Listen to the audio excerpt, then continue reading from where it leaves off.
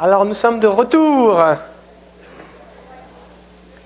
que vous avez digéré un petit peu ce qui s'est passé ce matin? Il s'est passé beaucoup de choses, hein? Waouh! Je l'ai dit tout à l'heure, mais c'est vraiment important que cette dynamique qu'il faut être en collaboration avec le Saint-Esprit. Parce qu'il y a des milieux dans lesquels on va enseigner des méthodes. Et comment ça fonctionne, une méthode? C'est que quelqu'un découvre quelque chose, ça porte un certain fruit, et donc le fruit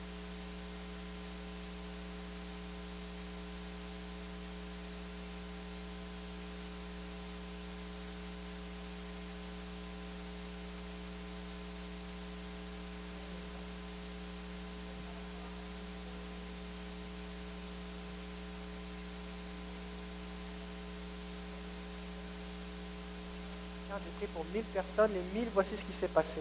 Fait que c'est toi le problème. Il n'y a plus de remise en question.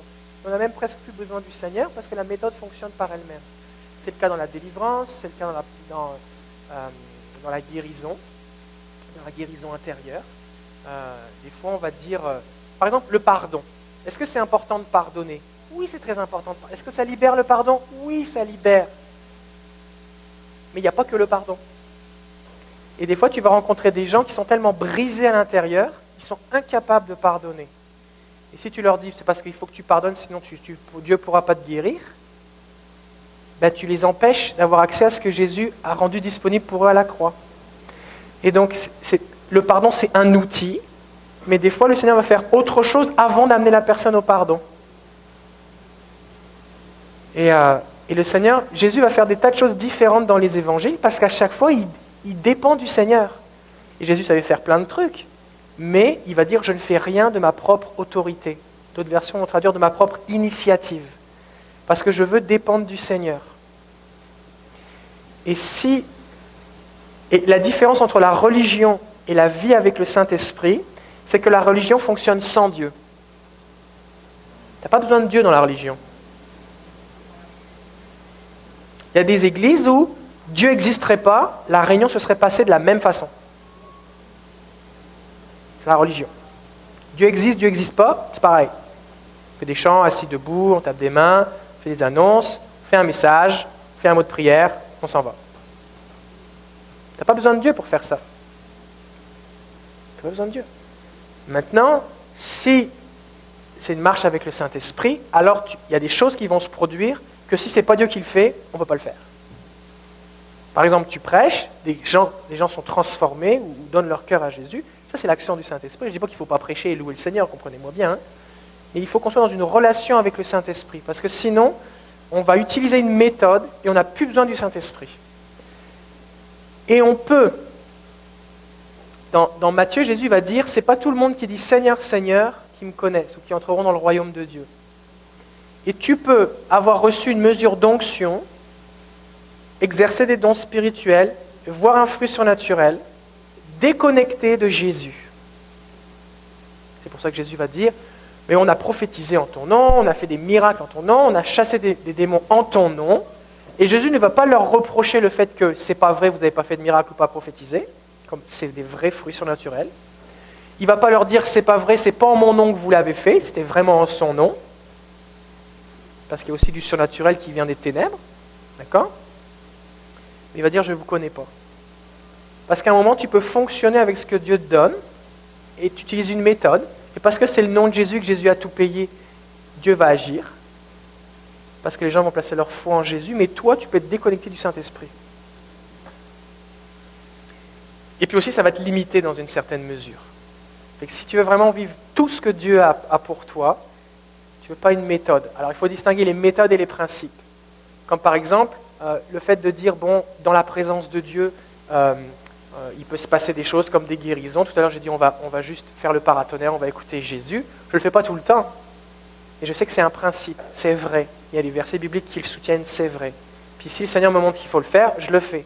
Mais ce n'est pas une méthode, c'est un principe. Si le Seigneur me guide, me dit, prends dans ton trousseau de clés telle clé, alors je l'utilise. La méthode, c'est dire, il faut que je passe par chacune des clés une par une. Chaque réunion, on va faire le paratonnerre. Chaque réunion, on va faire ceci, on va faire cela. C'est une méthode. Vous voyez la différence entre une méthode qui est déconnectée du Saint-Esprit et un principe. Le principe, c'est j'ai une boîte à outils, j'ai un trousseau de clés, je sais les utiliser. Seigneur, qu'est-ce qu'on fait maintenant? Vous voyez la différence? Alors le fait d'utiliser une méthode, des fois, ça va être plus long que si tu écoutes le Saint-Esprit. Parce qu'il y a 12 étapes, puis que Jésus veut le faire en une étape, c'est parce qu'attends, ça va prendre 4 heures, il faut qu'on arrive à la 12e étape. Le Saint-Esprit peut dire, fais l'étape 12 tout de suite. Fait que tu vas gagner du temps en écoutant le Saint-Esprit. Mais aussi, des fois, ta méthode, elle n'est pas complète, parce qu'il n'y a aucune méthode qui est complète. Fait que peut-être tu vas passer au travers des 12 étapes, ou des 25 étapes, puis tu n'auras jamais touché le point qu'il fallait toucher. Puis la personne va repartir démunie, tu vas dire quelque chose comme, écoute, moi j'ai fait tout ce que je savais, puis comme je crois que ma méthode, c'est pas mal la seule méthode, bonne méthode qui marche, je pense que c'est toi le problème. Puis les gens repartent découragés. Alors on ne dit pas ça aux gens, mais les gens, c'est ça qui se passe. On leur dit, écoute, avec les autres, ça marche. Je ne dis pas que tu as un problème, mais avec les autres, ça marche. Et les gens sont découragés. Fait que veillez toujours sur votre cœur pour ne pas tomber dans une méthode. Il faut toujours dépendre du Saint-Esprit. Parce que Jésus, c'est comme ça qu'il faisait. Il dit, je ne fais rien de ma propre initiative.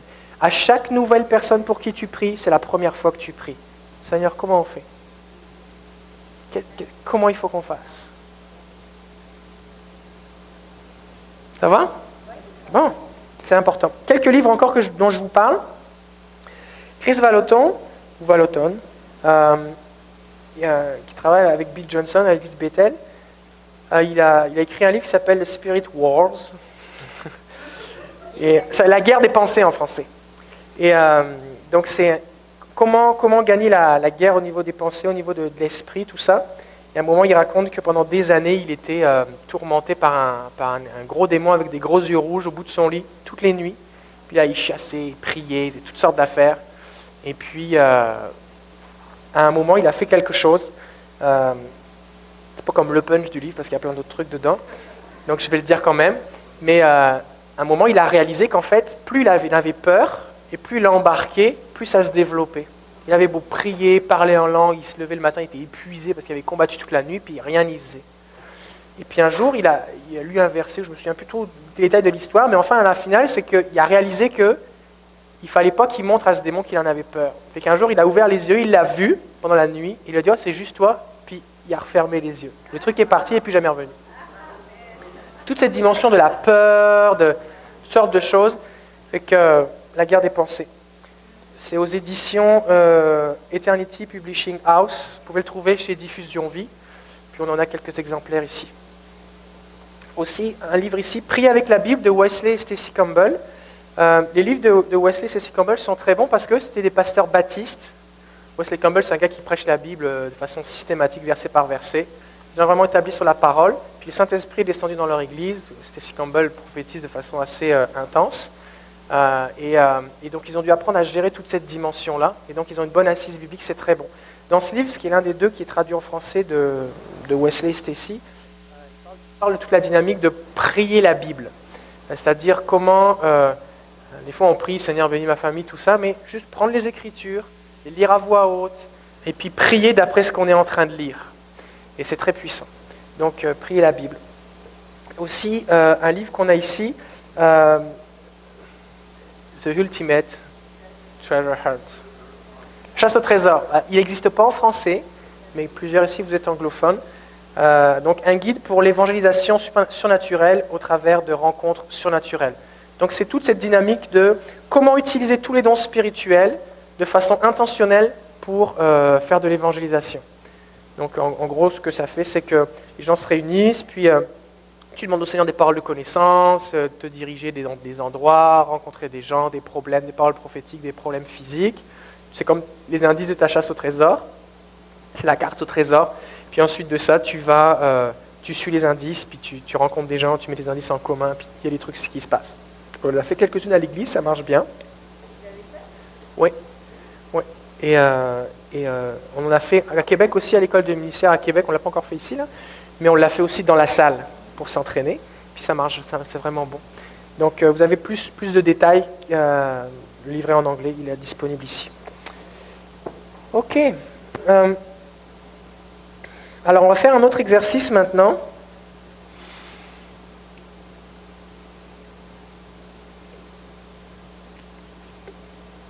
Ok, donc c'est important quand on prophétise, ou quand on prie prophétiquement en général, de partager avec la personne sur le même niveau de révélation que ce qu'on a reçu.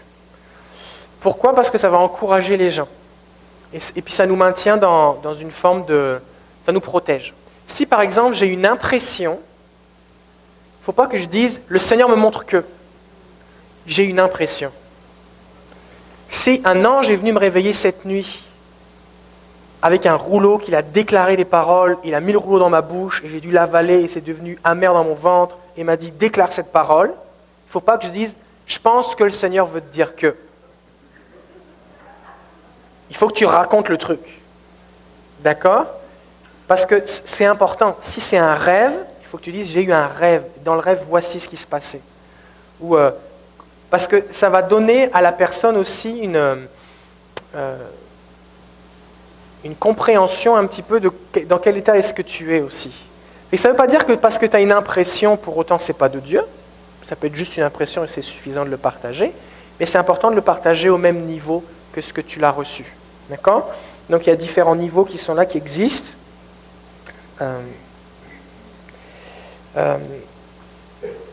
Donc ça peut être une pensée, on peut avoir entendu une voix audible, ça peut être une image qu'on a vue, ça peut être une vision dans le monde spirituel. Ça peut être... il y a aussi cette dynamique que ce n'est pas nécessaire d'impressionner les gens. Tu n'as pas besoin de te donner de la contenance. Parce que même si c'est juste une impression, mais qui vient de Dieu, au moment où tu vas le déclarer, la personne va être touchée. D'accord ? Fait que si c'est comme le gars de Post Canada, le facteur, qui vient te donner un chèque, il n'y a pas besoin de dire hey, « regarde, je suis le meilleur facteur de Post Canada, je viens te donner un chèque. » Il le met dans ta boîte aux lettres, tu ne l'as même pas vu, tu es comme « oh, il y a du courrier. » D'accord ? Puis ça ne change pas le contenu de l'enveloppe. Donc tu n'as pas besoin d'essayer d'impressionner les gens. Des fois, les gens viennent me voir, et puis dans notre église, on a établi un protocole, ça pour les pasteurs qui écoutent, ça peut être intéressant. On a établi un protocole qu'on n'a pas inventé, qu'on a été voir comment les autres faisaient. C'est-à-dire que si quelqu'un reçoit une parole, plutôt que de crier son message dans l'église entre deux chants, de façon inappropriée, que la moitié des gens entendent, et puis ensuite de ça, on passe au chant suivant où on entend juste la moitié de ce qu'il a dit, eh bien, on dit à la personne, si tu reçois quelque chose, que ce soit une vision, que ce soit une parole de Dieu, quelque chose, tu l'écris, tu mets ton nom, puis tu viens nous le dire. Tu viens nous le donner. Comme ça, nous, ce qu'on peut faire avec l'équipe pastorale, c'est on peut l'examiner, la Bible dit examiner toutes choses. Si tu penses que c'est un message qui est pour toute l'Assemblée, alors vu que c'est moi l'autorité sur l'Assemblée, c'est moi qui dois évaluer si on le relâche ou pas. Tu démontres ta soumission. Si jamais c'est la première fois et puis que tu trembles et que tu n'aurais jamais osé dire ça entre deux chants, au moins ça te donne, c'est nous qui évaluons les choses. Et puis ça permet aussi que les gens qui veulent juste se montrer en utilisant les dons spirituels, c'est pas parce que tu me donnes un papier avec voici ce que j'ai reçu qu'on va le donner tout de suite. Puis c'est pas pour autant non plus que c'est toi qui vas le partager. Donc des fois on a plusieurs personnes qui nous donnent des choses, on dit voilà, plusieurs personnes ont reçu, puis des fois ça va dans le même sens, on a reçu ça, puis on va faire un appel, on va le déclarer la parole, on va faire venir la personne au micro, voici j'ai une vision, voici ce qui se passe, ou alors des fois on va intervenir avec la personne. Et fait que l'idée c'est que ça dépersonnalise le don. C'est vraiment, moi je suis juste un messager, je suis comme le facteur. Fait que ce qui est important, c'est l'édification commune. Ma responsabilité à moi, c'est de référer aux autorités quand c'est dans le cadre de l'Église. Et puis, comme ça permet une saine expression de la prophétie. Ça évite que les prophéties soient méprisées. Et si vraiment on croit que ça a de la valeur, alors il faut faire quelque chose avec. Il y a la révélation, l'interprétation, puis l'action. Fait que s'il y a une action, si Dieu appelle quelqu'un à faire quelque chose, ou si Dieu veut faire quelque chose dans la vie de quelqu'un, ou si c'est pour une assemblée sur plusieurs personnes, il faut faire quelque chose avec. On ne peut pas avoir quelqu'un qui dit « Oui, tu as des pensées de suicide, le Seigneur veut te dire, il va déclarer la vie sur toi maintenant, ok, on passe au chant suivant, jour de joie, jour de victoire, tu comprends ?» Ok, s'il y a des gens vraiment, puis c'est dit pour tout le monde, c'est possible qu'il y ait plusieurs personnes, il faut qu'on fasse quelque chose avec. Alors, la personne vient nous le partager, Puis là, on va ressentir dans nos cœurs, on va prier, on va voir si ça vient de Dieu. Ma femme est assez sensible, fait que si quelqu'un, des fois les gens s'approchent, elle est déjà pliée en deux, elle sent que ça va être de Dieu, tu vois. Puis des fois les gens lui donnent un truc, c'est comme moi, ok, bon. Donc ça aide, fait que je regarde ma femme. Et puis ensuite de ça, on fait quelque chose avec. Là, on va dire ok, maintenant la musique continue de jouer, et puis on va faire un appel, on va expliquer, et qu'on va communiquer ce qui a été reçu, on va faire un appel, on va prier pour les gens, et les gens vivent des choses vraiment puissantes, libératrices. Parce qu'on fait quelque chose avec. Si vraiment on croit que Dieu nous parle, alors il faut faire quelque chose avec. Parce que sinon on va retomber dans Job 33, Dieu parle tantôt d'une façon, tantôt d'une autre, et on n'y prend pas garde. Puis la prophétie, c'est comme, de temps en temps, il y a quelqu'un qui crie entre deux chants, puis qui dit un truc. Mais ce que ça fait dans la salle, c'est que pour les gens qui sont nouveaux, c'est bizarre, comme ça sort de nulle part, quelqu'un dit un truc, puis les gens qui dirigent la réunion font comme si c'était rien passé, tout le monde fait semblant qu'il ne s'est rien passé, fait que ça doit vraiment être quelqu'un de déséquilibré. Mais c'est ça que ça produit. Alors que si c'est mis en valeur, c'est différent. Donc ça, c'est une façon de gérer la prophétie. C'est sûr que ça dépend de la taille de ton groupe. Si dans un groupe maison avec 5 personnes qui prient, tu peux dire, on est en train de prier, quelqu'un dit, j'ai à cœur en ce moment, voici ce que je vois, c'est différent. Mais quand tu commences à avoir du monde, c'est plus facile à faire. Ok. Alors voici ce qu'on va faire maintenant.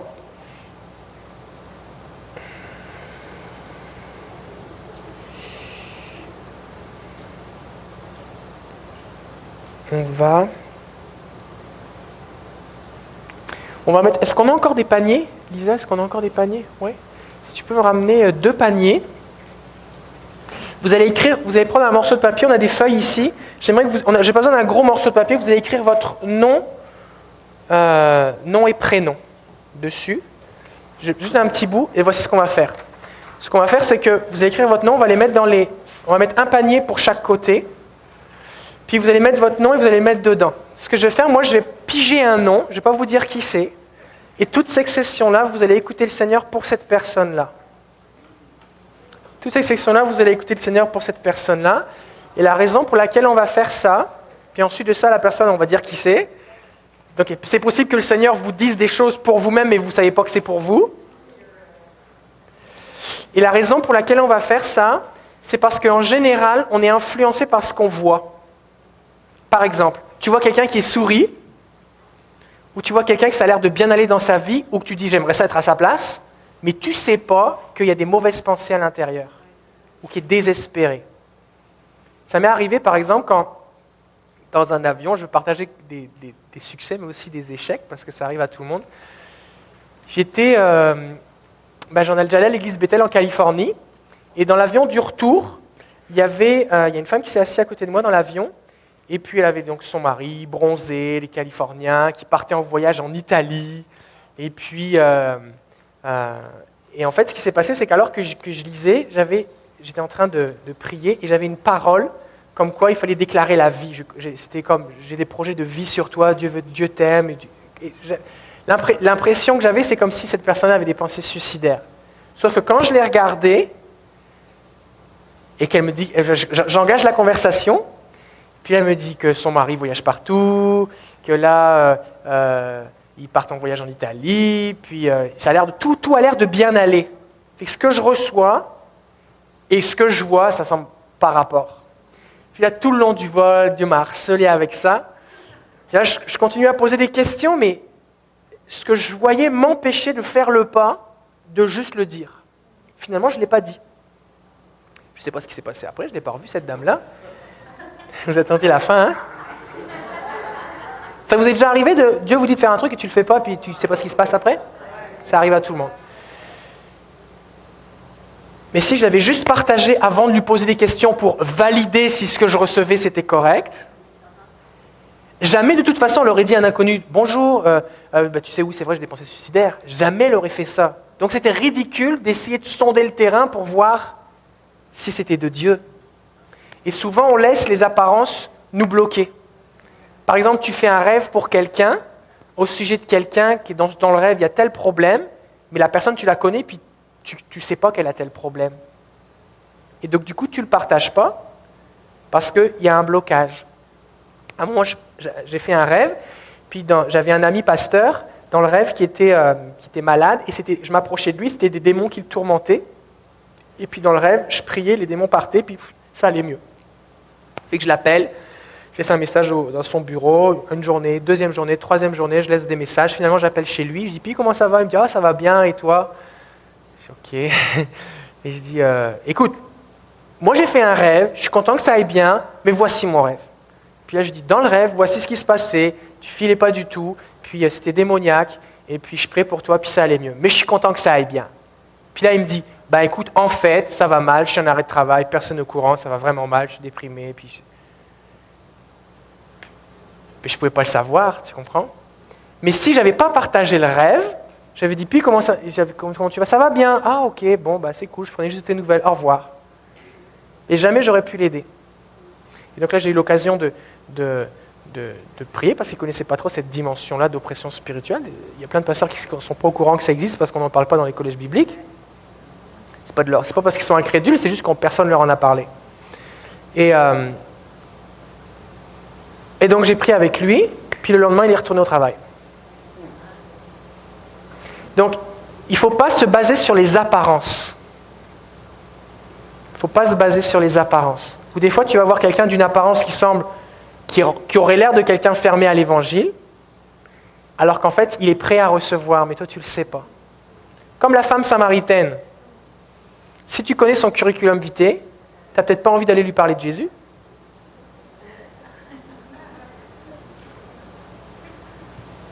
Comprenez? Donc, il ne faut pas se baser sur les apparences. Donc, au travers de cet exercice, vous allez découvrir que c'est pour ça que souvent j'encourage les gens à prier avec quelqu'un qu'ils ne connaissent pas, parce que tu peux t'appuyer sur rien d'autre que sur ce que tu reçois du Seigneur. Et Samuel va faire cette expérience lorsqu'il va devoir oindre David comme roi. Dieu va lui dire, ne te regarde pas aux apparences, Dieu ne regarde pas aux apparences, mais parce qu'il frappe les yeux, mais Dieu regarde au cœur. D'accord? Et Samuel, qui était le prophète, il a dit, oh bah lui c'est le grand, ça va être lui le roi. Ah non, c'est pas lui. Oh bon, bah ça doit être lui. Non, c'est pas lui, non, c'est pas lui. Il y en a plus d'autres. Bah, c'est qui alors? Ah bah c'est le petit qui est dans le champ. C'est bon?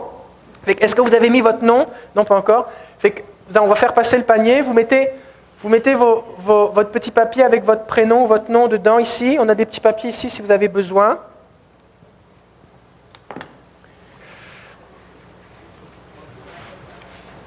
Donc vous n'allez pas savoir si c'est un homme ou une femme. Donc si vous ne savez pas, quand vous recevez la parole, bah, vous ne savez pas. Mais si vous croyez que c'est une femme, demandez de parler au Seigneur. Seigneur, est-ce que c'est une femme? Si vous n'avez rien, vous n'avez rien. Mais si vous pensez que c'est une femme, mettez que c'est une femme. Si vous croyez que c'est un homme, mettez que c'est un homme. Vous avez une chance sur deux, vous me direz. Fait que tous ceux qui sont assis là dans le panier qui est ici, tous ceux qui sont assis là dans le panier qui est, je sais pas où. Il est où le deuxième panier? Non mais il faut que tu restes du même côté là. Ça c'est celui-là. Ok, il est là-bas le panier. Ok.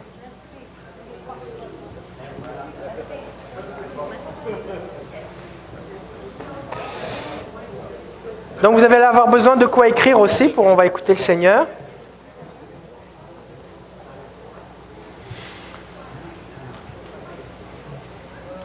Est-ce que tout le monde a mis son nom?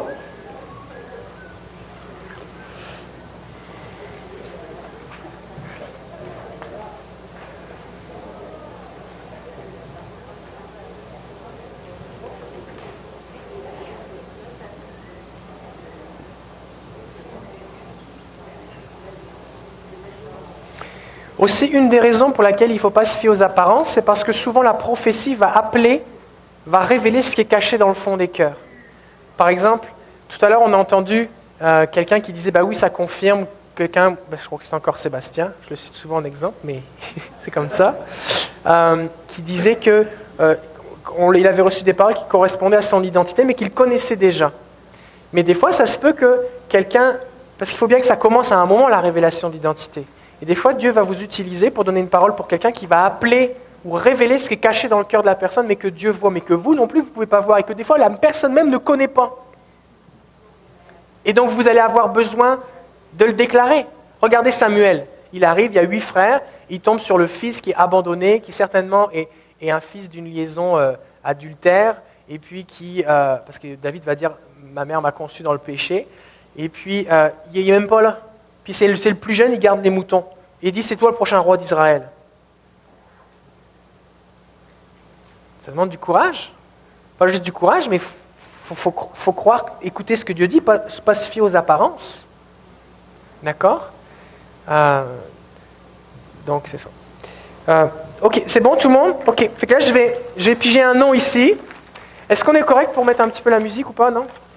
Non, on n'est pas correct. Ok, on va le faire sans musique. Il y a des gens, la raison pour laquelle on met de la musique, c'est parce que Élisée à un moment il dit faites venir un musicien et la parole du Seigneur est venue.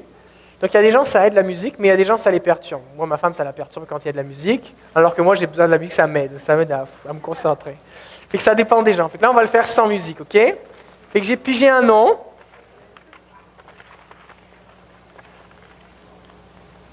Ok. Fait que j'ai pigé un nom ici, puis je vais en piger un ici. Fait que la question c'est, le Seigneur connaît cette personne-là. Fait que, Seigneur, qu'est-ce que tu veux dire à cette personne? D'accord?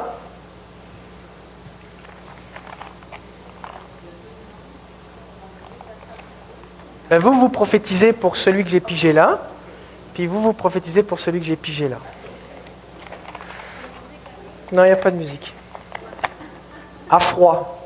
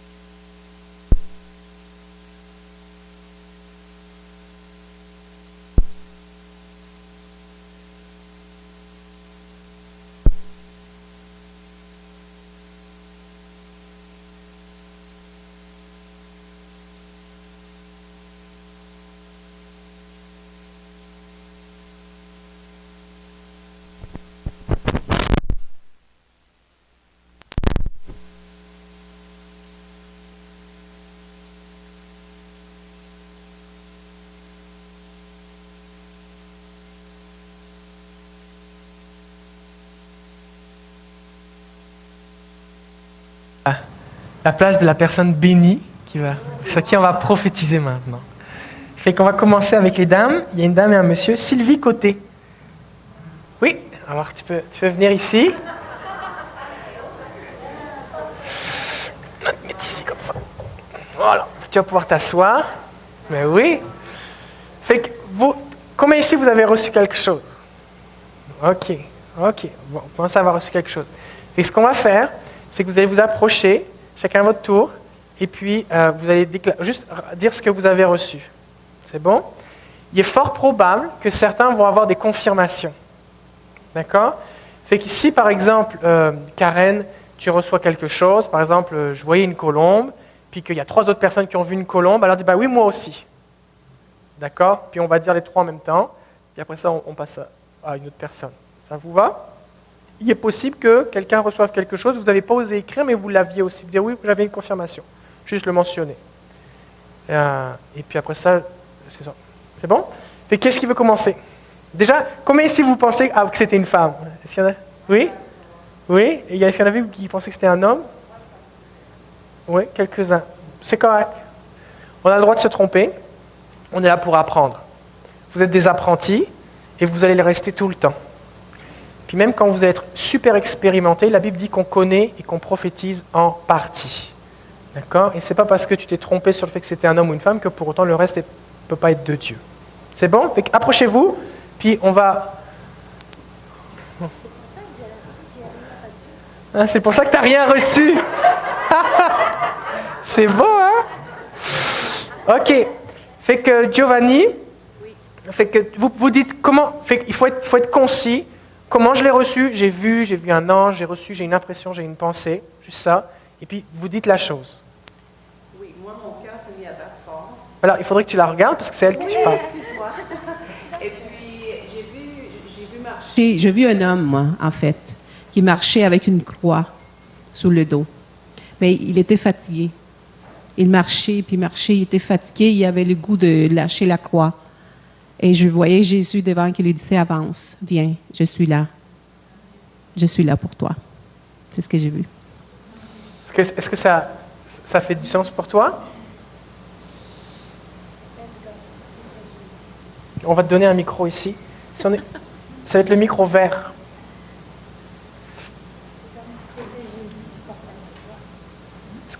Attends, on va le mettre.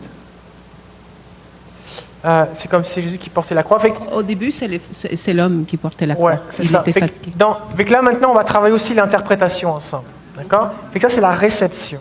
OK? Fait que comment est-ce que toi, déjà, est-ce que tu penses que tu pourrais l'interpréter? Là, tu viens de dire, voici ce que j'ai vu, mais maintenant, il faut l'interpréter. Parce que des fois, ça fait du sens pour la personne tout de suite. Des fois, la personne a besoin d'être aidée un petit peu. Alors, comment est-ce que tu l'interpréterais? Moi, je l'interprétais comme quelqu'un qui est fatigué, qui doit porter sa croix chaque jour et qui a le goût de lâcher. Il a une certaine détresse. Il semble vouloir lâcher, il veut tout lâcher, la croix, et se mettre à genoux. Mais j'ai vu Jésus devant lui dire, continue à marcher, je suis là pour toi, avance. Okay. Même avec la croix, avance. C'est ça. C'est comme ça. Fait que le but de la prophétie, c'est encourager, consoler, réconforter, bâtir la foi. Fait que Cindy en avait parlé la dernière fois, c'est important que le focus là dans ce que tu as reçu, c'est quelqu'un qui est lourd, c'est difficile, c'est pas évident, mais c'est important que lorsque tu l'interprètes et que tu le communiques, il y a un équilibre entre la solution et le problème. Tu sais, si tu lui dis c'est dur, c'est lourd, tu as envie de lâcher, tout ça, ça fait le point de contact si c'est ce qu'elle expérimente. Mais après ça, il faut mettre l'emphase sur ce que Jésus vient faire. Même si dans ta vision, peut-être que Jésus vient à la fin, et puis ça dure moins de temps dans la vision, mais ce qui est important, nous, ce qu'on veut, c'est qu'elle soit encouragée. Parce que des fois, tu peux avoir des gens qui sont plus négatifs ou pessimistes, qui vont dire, bah ouais, c'est vrai, ça va mal. Peut-être tu te dis, mais Jésus vient t'encourager. Ils l'ont même pas entendu. Donc il faut insister sur l'aspect positif de la chose. Et comment est-ce que tu pourrais le dire? Donc, lâche pas, ma soeur, Dieu est là, Jésus est là, il t'attend. Continue. C'est comme ça, je le vois. Oui, c'est bon. C'est très bon. C'est très bon. OK. Est-ce que quelqu'un dans le groupe avait quelque chose qui était similaire ou qui correspondait? Oui? Tu as senti quelque chose de lourd? OK. Et tu avais le mot lâche pas. Donc c'est une confirmation. C'est bon. C'est bon. Super. OK. Oui, toi aussi, tu avais reçu quelque chose? Ben, viens, on va le partager tout de suite, comme ça correspond avec ce qui vient d'être dit là. Ben, c'est juste une partie de ce Vas-y. qui a un rapport. Mais moi, je pensais que c'était un homme aussi. C'est pas grave. Qu'il s'appuie sur moi et je lui ferai gravir ces montagnes. C'est bon? C'est bon? C'est bon, ok. Moi, j'ai pas eu l'impression que c'était un homme ou une femme. Ça C'est correct. m'est même pas venu à la tête seulement. C'était un marteau. J'ai vu un marteau. Puis j'ai eu les paroles pour démolir et reconstruire à nouveau. That's it. Tu as Ah déjà oui? reçu ce mot-là? Oui, si tu peux juste parler dans le C'est micro. vrai? pour tout le monde. Ah. Puis moi, j'ai fait un dessin du marteau. J'ai vraiment vu le marteau. Est-ce que c'est biblique, ça? Un texte biblique? La parole est comme un marteau qui brise le roc, oui. Mais bâtir, reconstruire? Détruire? Reconstruire? Jérémie. Ouais, Dieu dit tu vas détruire, après ça il va y avoir une reconstruction derrière. Oui, c'est bon. Ok, merci Karen. Hi. So I felt, I heard something in my head, and it said that to not be focused on other people validating you, that it is the Lord that will show you how beautiful you are. If you take your eyes off others, what they think of you, the Lord's going to show you personally what He thinks of you, and He thinks you're beautiful, and He loves you. Ok, donc c'est important que tu... Oui, c'est ça. C'est important que tu t'appuies pas sur ce que les gens disent de toi pour te sentir encouragé et approuvé, mais que c'est le Seigneur qui dit que tu es belle et que tu es précieuse. J'en ai oublié une partie là. That's pretty Globalement, much- c'est ça. Fait que c'est le Seigneur qui vient t'encourager. C'est ton approbation et ta sécurité, elle doit venir du Seigneur. If you focus on Him, Si tu te concentres sur lui, He will give you all the validation that you need, and you will know that you are beautiful, and you won't need anything else. ouais. Alors que tu te concentres sur lui, ça va être comme dans une relation avec un enfant avec ses parents qui viennent l'encourager, qui l'encouragent. Donc tu vas écouter les paroles du Seigneur et c'est lui qui va te donner cette sécurité, cet encouragement, cette approbation, ce sens de valeur et d'identité que tu as besoin. Amen. C'est bon? Merci. J'ai reçu ce mot-là aussi. Oui, hein? Approbation. C'est bon? Allô? Ben moi, c'est ça. J'ai vu que c'était une femme. Puis le premier mot qui m'est venu, c'était richesse. Là, j'ai dit au Seigneur, je veux plus que ça, là, je veux plus de détails. L'autre mot qui est venu après, c'est royauté. Richesse, royauté. Après ça, j'ai le mot ambassade qui est venu. Fait que ça parlait beaucoup de royauté. Là. Ben, ça parlait, je veux dire, je pense que ça avait je ressens que ça avait vraiment ça tournait autour vraiment de la royauté. Ensuite, j'ai vu une porte déverrouillée. J'ai vu une porte qui était déverrouillée. Puis la poignée de cette porte-là, c'était pas une belle poignée, c'était pas une belle serrure, mais la porte était débarrée, était ouverte. Donc, j'ai rien de précis qui explique ce que ça veut dire, mais royauté, ambassade, richesse, porte déverrouillée, ouverte, c'est les mots qui sont venus. Merci Seigneur. OK. Fait que là, par exemple, dans le cas de... Il y a des fois, tu vas recevoir juste un mot, et puis c'est suffisant de le dire à la personne, mais des fois, tu peux par exemple, sur le coup de la porte, est-ce que quelqu'un voudrait proposer une interprétation en rapport avec la porte, ce qu'il a vu? Parce que c'est spécial. Il y a une porte qui est déverrouillée, la poignée n'est pas belle, mais elle est déverrouillée. Est-ce que quelqu'un voudrait proposer une interprétation?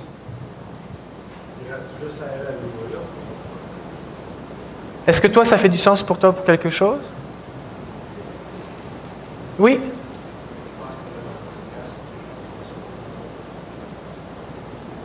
Ok, toi tu penses que c'est une porte qui est ouverte, qui doit rester fermée, en rapport avec l'apparence de la porte? Moi, je dis que la porte, la serrure, c'est son passé, puis que Jésus va lui faire ouvrir la porte, puis là, on va oublier qu'est-ce qui est mauvais, qu'est-ce qui est... Ok.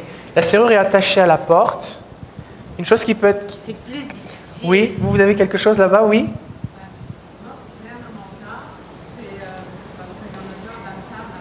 Oui.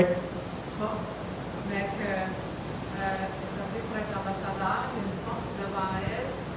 La serrure qui est pas belle.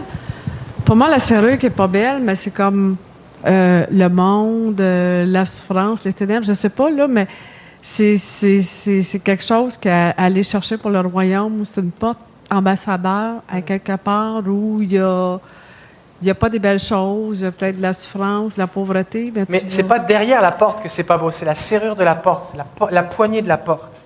La poignée, c'est quoi? Ok, là ici c'est de l'interprétation, et ce qu'on va faire ici maintenant, c'est valable aussi pour l'interprétation des rêves. C'est important qu'on reste concentré sur... Je pense qu'il y a deux choses ici, il y a royauté, ambassade, et puis c'était quoi le troisième mot? Et richesse. Je pense que ça c'est quelque chose qui est en rapport avec son identité, quelque chose qui peut être déclaré en rapport avec son identité. Et quelque chose qu'on aurait pu faire, c'est comme, je crois que le Seigneur veut dire que tu es riche en lui, et puis qu'il t'appelle à être une ambassadrice, ou alors que ta maison ou là où tu es devient une ambassade du ciel, parce que c'est biblique. Parce qu'il faut que tu reconnectes, il faut que tu connectes le mot à un verset biblique. C'est comme, parce qu'il faut dire des choses vraies, tu comprends? Donc, ça c'est quelque chose sur lequel on pourrait... Puis, le Seigneur t'appelle à rentrer dans ton identité royale, où il déclare que tu es sa fille royale, ou quelque chose de comme ça. Donc ça, il y a une partie qui est en rapport avec son identité. Et je pense que la deuxième partie est reliée plus... la porte est souvent... Dans la Bible, on voit « J'ai mis devant toi une porte ouverte, que personne ne peut fermer. Entre, j'ouvrirai la porte, je dis « Je suis la porte ». La porte, c'est quelque chose qui est un endroit de transition, qui permet de rentrer dans quelque chose, passer de quelque chose à quelque chose. C'est une porte qui est déverrouillée, mais qui n'est pas ouverte. Hein? Elle est débarrée, on va dire, en québécois. Elle est débarrée, donc si tu mets la main sur la poignée, tu vas pouvoir rentrer ou sortir. On ne sait pas si c'est une entrée ou une sortie. Mais en tout cas, tu vas pouvoir franchir la porte, mais elle n'est pas ouverte, donc tu ne sais pas ce qu'il y a de l'autre côté. Et la serrure de ton côté n'est pas belle. Hein? Il n'y a pas question de ténèbres ou de péché, il y a question que ce n'est pas attirant. Ce n'est pas attirant.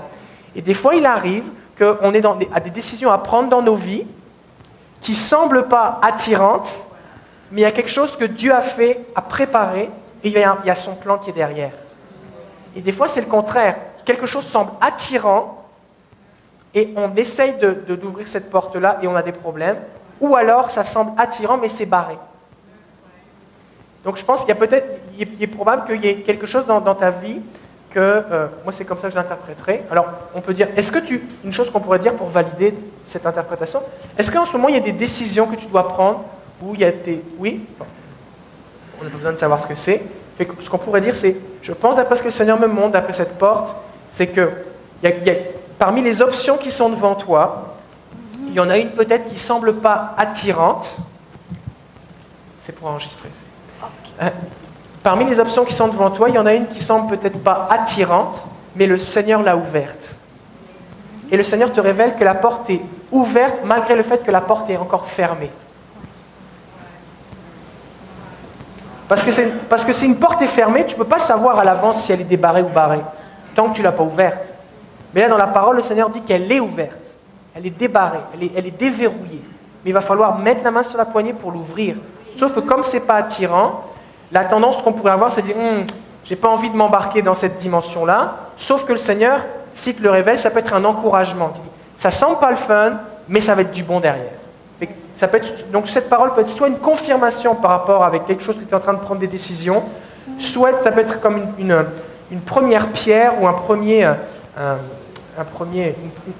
première étape, un premier jalon dans ton processus de réflexion. Et alors que tu vas considérer les options qui sont devant toi, tu vas dire, peut-être, tu vas dire oui, mais ça ne m'attire pas vraiment. Puis tu vas te souvenir de la parole. Il y a peut-être d'autres confirmations ou des versets ou des choses que Dieu va te donner qui va faire que tu vas pouvoir prendre cette décision. Maintenant, tout ce qui concerne des décisions, c'est important quand on prophétise de ne pas être directif. Directif, ça veut dire quoi? Voici ce que tu dois faire. Parce que sinon, c'est de la manipulation. Parce que le Seigneur nous laisse libres. Et un des problèmes de la prophétie, que des fois à des endroits, les gens ne veulent plus entendre parler de la prophétie et de tout ce qui est prophétique, c'est que les gens s'en sont servis pour manipuler. Le cas le plus classique, c'est le Seigneur me montre que tu dois être mon mari.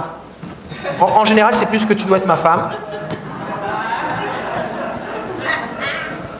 Et c'est de la manipulation.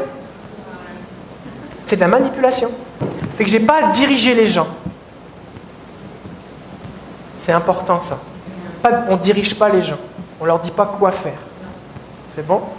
Fait que par exemple, dans son cas à elle, je vais juste compter sur le flow qu'on est là. Dans ton cas ici, Sylvie, imagine par exemple qu'on te dit, bon, actuellement tu dois prendre des décisions. Puis tu dis, bah oui, j'ai le choix entre l'option A et l'option B. Par exemple, je cherche un emploi. J'ai le choix entre celui-là et celui-là. C'est pas nous qui prophétisons de te dire, alors c'est celui-là que tu dois prendre. Parce que peut-être que la porte qui semble pas attirante, qui est débarrée mais fermée, c'est l'option C que tu ne connais pas encore. Et qui peut-être qui va t'être révélée dans la semaine ou dans le mois qui vient. D'accord? Donc il faut que tu laisses la personne, parce que la Bible dit examiner toutes choses. Donc c'est à toi, dans ta relation avec le Seigneur, avec la parole de Dieu, avec la sagesse que Dieu t'a donnée, avec tes expériences, avec ton vécu et tes circonstances, c'est à toi de faire quelque chose avec la parole prophétique. Ce n'est pas à nous de te dire quoi faire. D'accord? Donc on veut interpréter avec des gants. Il faut que ça fasse du sens bibliquement.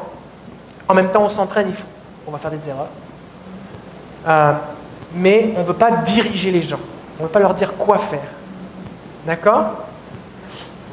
Ça, c'est important. C'est bon, hein? Comment on pourrait conclure en rapport avec ça? On pourrait conclure, par exemple, en priant pour elle, en disant, bien maintenant, je prie que toute ton identité royale soit révélée, que tu puisses te voir vraiment comme une fille de Dieu, marcher dans ton identité, et je prie que le lieu où tu es devienne une ambassade du ciel, ce qui est la première partie du truc, et du message. Et ensuite de ça, je prie que le Seigneur te donne encore plus de révélations pour prendre les bonnes décisions et ne pas te contenter des apparences, ne pas juger d'après les apparences, mais faire confiance au Seigneur qui a prévu un chemin bon pour toi. C'est positif, la personne est bénie, elle est encouragée, il y a une confirmation qui vient dans son cœur, elle peut serrer ça dans son cœur et ensuite de ça cheminer dans sa vie. D'accord? Et là, il n'y a rien de dangereux qu'on a fait. Fait que si après ça, elle prend une décision stupide, c'est pas de ma faute. Mais c'est important, parce que les gens, tu dis des choses, mais des gens vont faire... Il y a des gens qui vont bien le recevoir, et même si c'est une bonne parole, bien interprétée, bien déclarée, il y a des gens qui vont faire n'importe quoi avec. De la même façon que tu peux être un facteur qui vient donner un retour d'impôt à quelqu'un qui va lui permettre de payer ses dettes, mais qui va décider de s'acheter un nouveau char avec. Ce qui est une décision stupide. Si, à moins que tu n'en avais pas, mais... Tu sais, des fois, les gens... C'est pas parce que quelque chose de bon t'arrive que pour autant tu fais quelque chose de bien avec. Ça, c'est pas ta responsabilité. C'est pas ta responsabilité. Waouh, c'est bon, hein? Ok, on continue. Votre prénom, c'est? André. André. J'ai oublié de mettre mon chose tantôt. C'est correct. Moi, c'est un mot qui revenait continuellement. Oui. Continuellement, le même mot. Puis ce qui est drôle, façon de parler, c'est que tu l'as mentionné tantôt, ce mot-là, avant que tu l'introduises. C'est le mot colombe. OK. C'est pour ça que je suis venu en avant, parce que ça m'a fait rire quand tu as parlé de colombe, parce que c'est vraiment ce mot-là qui me revenait constamment. Fait que, c'est juste ça, le mot colombe? Oui, c'est juste ça, okay. Continuellement. Okay. Est-ce que vous avez demandé au Seigneur quoi faire avec? Je n'ai pas vraiment eu de révélation là, par rapport à ça. OK. Quand on a un mot, et Sébastien l'a fait tout à l'heure, c'est l'homme du jour, Sébastien. Quand on reçoit un mot ou une image qui n'est pas claire, il faut comprendre quelque chose, c'est que le Seigneur, lui, c'est un Dieu de relation. Il veut être en communion avec nous. Et le Seigneur, il aime ça qu'on soit en dialogue. Fait qu'il pourrait nous donner toute l'information. Voici ce que tu fais, tac, tac, tac. Mais on peut faire ça de distance. Et lui, le Seigneur, ce qu'il veut, c'est nous attirer plus près. Et on va voir, par exemple, à un moment, il va dire à Jérémie, « Qu'est-ce que tu vois, Jérémie ?» Je vois une branche d'amandier. « Ok, voici pourquoi. Qu'est-ce que ça veut dire ?» Et là, il va lui expliquer pourquoi. Zacharie va avoir des visions. Et il va lui dire, qu'est-ce que ça veut dire? Il dit, je ne sais pas. Et voici ce que ça veut dire.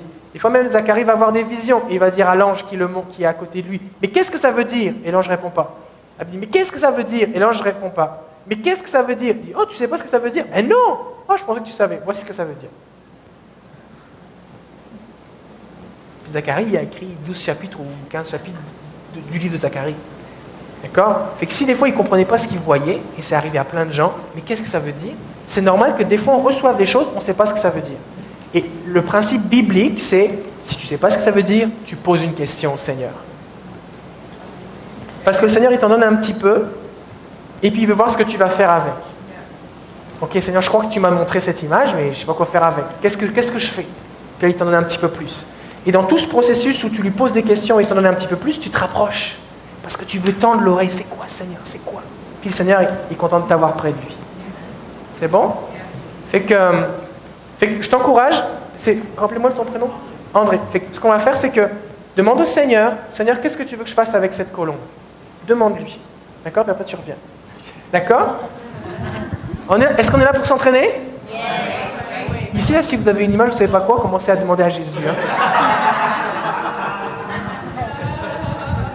Hein. Ok, Joyce? Moi, j'ai senti vers la fin, pas tout de suite. Qu'est-ce que vous avez ressenti? J'ai entendu des chants d'oiseaux, Oui. puis comme des anges, puis en tout cas, il y avait de la lumière.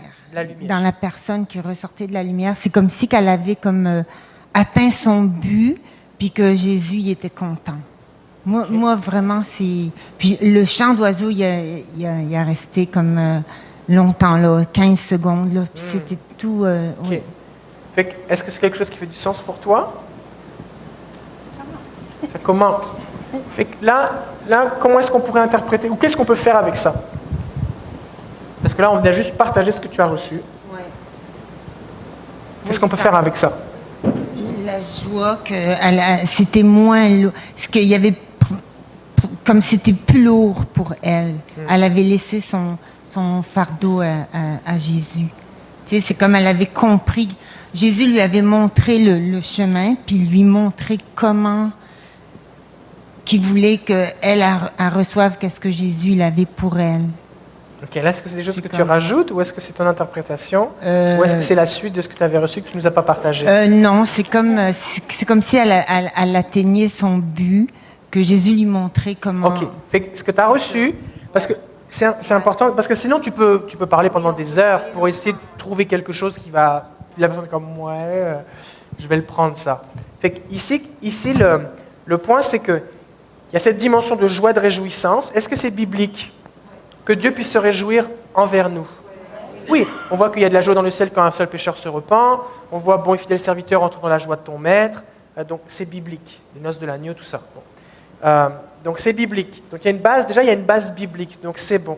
Fait que s'il y a une base biblique et que c'est positif, tu prends pas de risque à le prophétiser. Parce que c'est biblique. Tu prends pas de risque. Fait qu'une façon de le faire, ce serait de dire...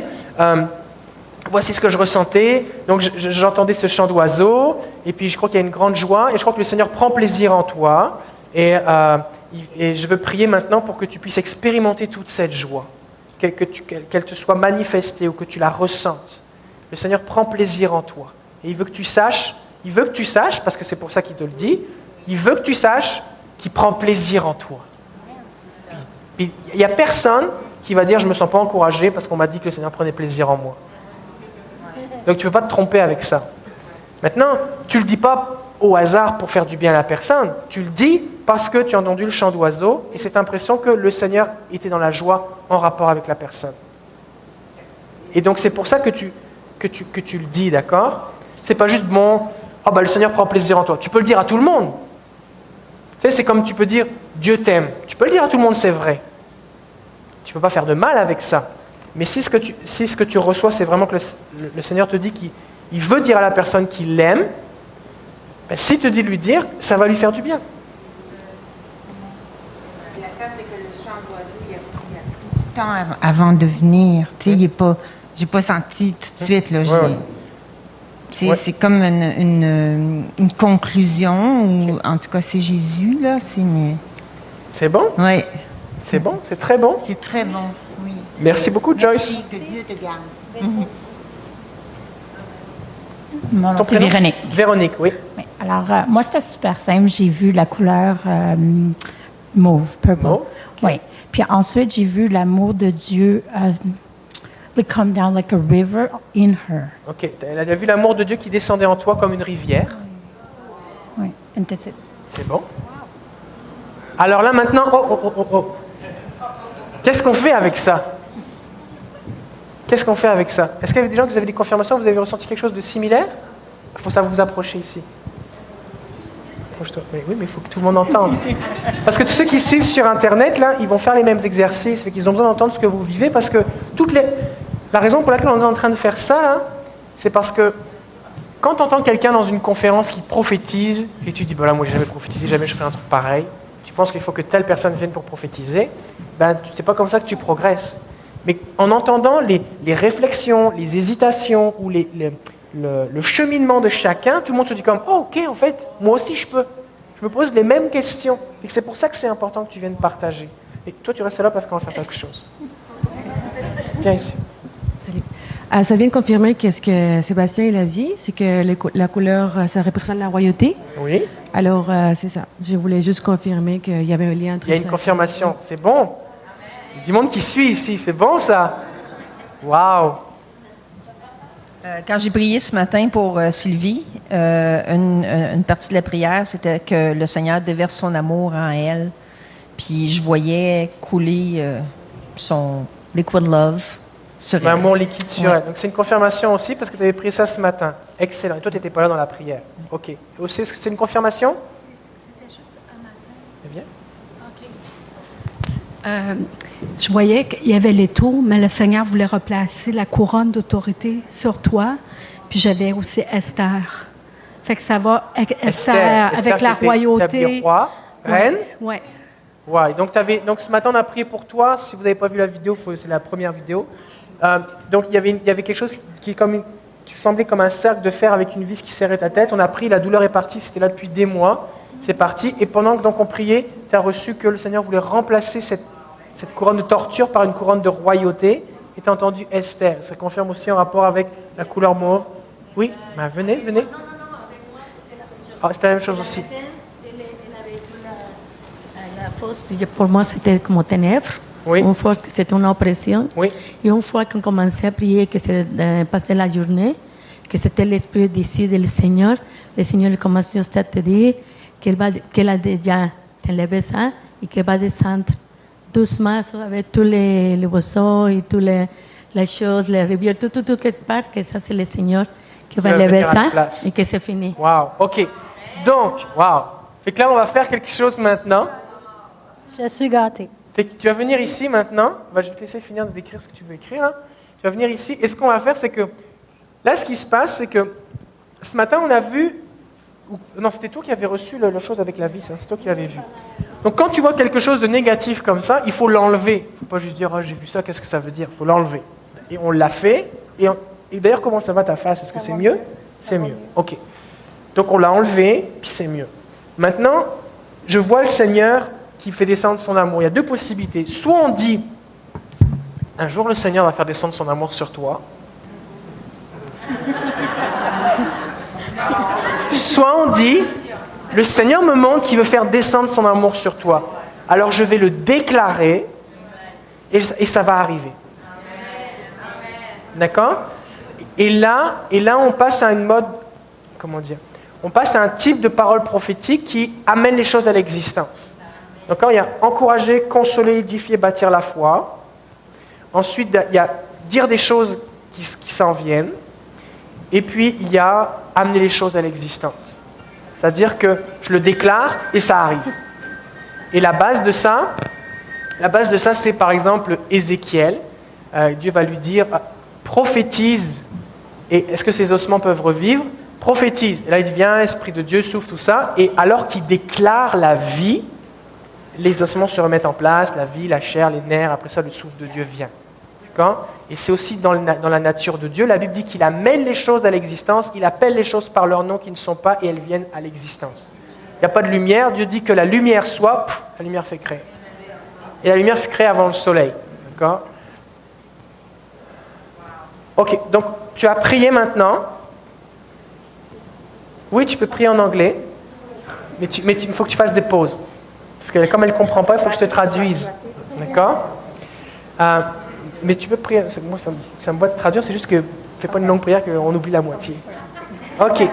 Et donc, tu vas déclarer. C'est pas la même posture. Il y a la posture Seigneur, je te demande de bénir, et il y a je déclare. Pour vous donner une image, c'est une analogie. Imagine que au-dessus de sa tête, il y a comme un ballon avec de l'eau dedans. D'accord? Qui représente la bénédiction de Dieu. Parce que tu as vu une rivière qui coulait d'amour, ok? Fait que tu n'as pas besoin de prier, Seigneur, je te prie que l'eau coule. Tu dois juste péter la ballonne pour que ça coule. Tu le fais de ta propre autorité et tu le fais parce que tu sais que c'est là, parce que le Seigneur t'a montré dans ta vision que c'est ce qu'il voulait faire. C'est bon? Donc, c'est je. C'est pas Seigneur, je te demande, c'est je maintenant, au nom de Jésus, je relâche l'amour de Dieu sur toi. In the name of Jesus, I release all his love and all his, the way he sees you as his princess, as his daughter. I declare that his love will be in your heart, and it is like a flowing river, that it will be so overflowing that the joy will come. Alors, je déclare maintenant au nom de Jésus l'amour de Dieu sur toi maintenant, que toute cette identité, comment il te voit, est relâchée sur toi, et que ça va être comme une rivière qui va déborder, qui va couler, te remplir et qui va déborder de toi au nom de Jésus. Amen. Amen.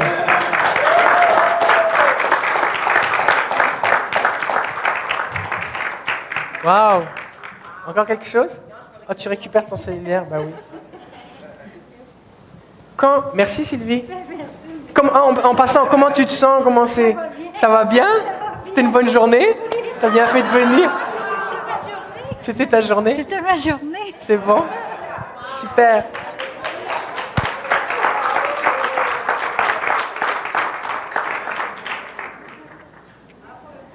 Quand on prie de façon qui est prophétique, en gros prophétique, quand on utilise le mot prophétique, ça veut dire inspiré par Dieu, d'accord? Vraiment la façon la plus générale.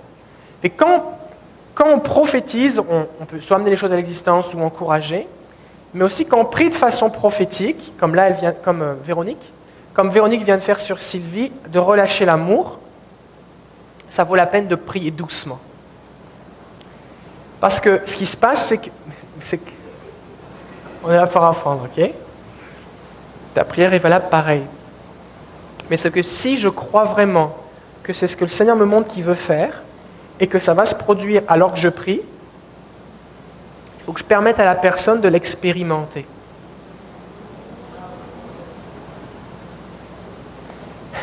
Parce que ce qui se passe, c'est que c'est pas juste une prière. C'est que au moment où je commence à prier, la rivière commence à couler. La rivière coule. Tu comprends? Et ma prière, elle est ce qui rend possible que ça coule. Elle est comme la valve, on va dire. Elle est comme une écluse qui s'ouvre, ça coule. Ça ne veut pas dire que j'arrête de prier, ça arrête de couler, mais quelque chose se passe pendant que je suis en train de prier. Fait que c'est bon une façon de prier, ça peut être puis c'est des choses que j'ai découvertes en le faisant, c'est de prier comme Seigneur, maintenant, je relâche ton amour maintenant sur Sylvie. Là, tu fais des pauses. Puis tu attends, puis tu écoutes, puis tu regardes. Là, je prie pour ton amour maintenant sur elle. Viens la remplir maintenant. Plus. Qu'elle soit saturée. Puis qu'elle déborde. Puis alors que tu commences la prière, toi-même tu vas sentir des trucs. Ça se peut que toi tu sens des trucs ou que tu ne sentes pas, mais c'est pas grave. Ce qui est surtout important, c'est ce qu'elle va sentir. Puis là tu pries, puis tu gardes les yeux ouverts, tu veux voir ce qui se passe. Et alors que tu commences à prier, des fois les gens vont se mettre à pleurer, tout ça, ou tout un truc comme ça. Ils sont en train de vivre quelque chose. Puis là, des fois tu vas commencer à déclarer quelque chose, puis tu sens comme le Saint-Esprit, il y a comme une confirmation qui passe. Tu peux sentir, suivant la façon dont tu ressens la présence de Dieu, des fois tu peux sentir comme le Saint-Esprit qui dit c'est là, reste là. Quand tu continues, merci Seigneur, je bénis ce que tu es en train de faire, parce que quelque chose se passe, il y a peut-être des anges qui sont en train de monter au-dessus d'elle, des gens qui sont en train d'arriver, en train de lui faire du bien, de lui mettre un vêtement sur elle, ou des trucs qui se passent dans le monde spirituel, tu comprends? Que toi tu vois peut-être pas, mais quelque chose se passe. Et tu auras l'occasion, après d'avoir prié, de lui poser la question, est-ce qu'il s'est passé quelque chose? Est-ce que tu as ressenti quelque chose? Est-ce que tu as vu quelque chose pendant que je priais? Parce que des fois, les gens ont des visions pendant que tu pries. Mais si tu ne poses pas la question, tu ne peux pas le savoir. Je ne sais plus si j'ai raconté ce témoignage. La première fois que ça m'est arrivé, j'étais dans mon bureau, je priais pour les gens. Je prie pour les gens quand je rencontre les gens. Et puis, donc je prie pour un jeune qui avait des problèmes d'identité. Un jeune homme qui avait un homme qui avait des problèmes d'identité, on va dire, sexuelle, et qui doutait de son identité, tout ça. Et puis, donc j'ai prié. J'ai prié tranquillement, j'ai prié, après ce que le Seigneur me conduisait, tout ça. Puis après ça, j'ai arrêté de prier. Puis en général, au bout de 3 secondes, les gens ouvrent leurs yeux. Et je dis au nom de Jésus, Amen. J'ai pas dit quoi? Au nom de Jésus, Amen, à la semaine prochaine. J'ai pas dit ça. J'ai dit au nom de Jésus. Puis j'ai attendu. Puis là, il était comme ça, puis il bougeait pas. Puis là, 15 secondes se passent, ce qui est long. Puis là, je dis, je le regarde plus intensément, puis il bouge pas. Mais je vois qu'il y a comme des petits spasmes sur son visage, comme je vois qu'il est en train de vivre quelque chose. C'était vraiment léger. Puis là, j'attends.